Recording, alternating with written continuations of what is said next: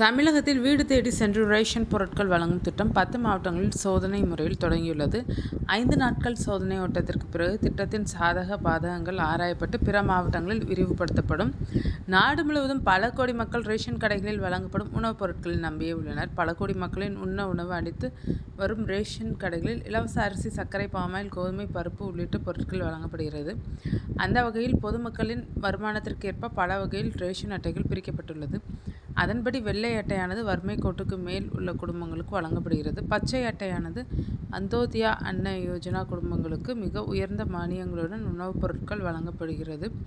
Pink அட்டை வறுமை கோட்டுக்கு கீழ் உள்ள மக்களுக்கு வழங்கப்படுகிறது. இது மட்டுமல்லாமல் கோதுமை அட்டை பொருட்கள் இல்லாத அட்டை என வகைப்படுத்தப்பட்டுள்ளது. ரேஷன் அட்டைகள் உணவுப் பொருட்களை பெறுவதற்கு முக்கிய ஆதாரமாக இருந்தாலும் அரசின் திட்டங்கள் கிடைக்க ரேஷன் அட்டை முக்கிய தேவையாக உள்ளது. தமிழகத்தில் செயல்படுத்தப்பட்டு வரும் மகளிர் உரிமை தொகை பெறுவதற்கு ரேஷன் அட்டை கட்டாயமாகும். மேலும் பொங்கல் பரிசு தொகுப்பு, வெள்ளம் பாதிப்பு நிவாரணம் பெறுவதற்கும் ரேஷன் அட்டை உள்ளவர்களுக்கே முன்னுரிமை அளிக்கப்படுகிறது. தமிழகத்தில் மட்டும் சுமார் 2.25 கோடி ரேஷன் அட்டைகள் உள்ளது.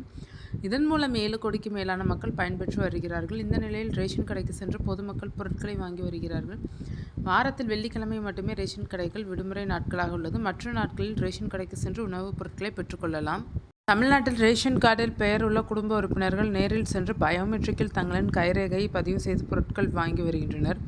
இதில் பெரும்பாலான மூத்த குடிமக்கள் ரேஷன் கடைக்கு சென்று கியூவில் நின்று பொருட்கள் வாங்க முடியாத நிலை நீடித்து வருகிறது. இதனை கருத்தில் கொண்டு மூத்த குடிமக்கள், நோய் பாதிக்கப்பட்டவர்கள் பொருட்களை வாங்க அவர்களால் அங்கீகாரம் அளித்தவர்கள் பொருட்களை வாங்கி கொடுக்கும் நிலை உள்ளது.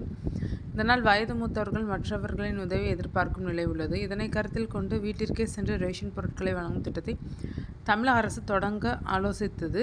அதன்படி கூட்டுறவு மற்றும் உணவுப் பொருட்கள் வழங்கும் துறை அதிகாரிகளின் ஆலோசனை கூட்டத்தில் சோதனை முறையில் இந்த திட்டத்தை செயல்படுத்த முடிவெடுக்கப்பட்டது. அதன்படி தற்போது ரேஷன் பொருட்களை வீடு தேடி வழங்கும் திட்டம் முதல் 5 நாட்களுக்கு சோதனை முறையில் செயல்படுத்தப்பட உள்ளது.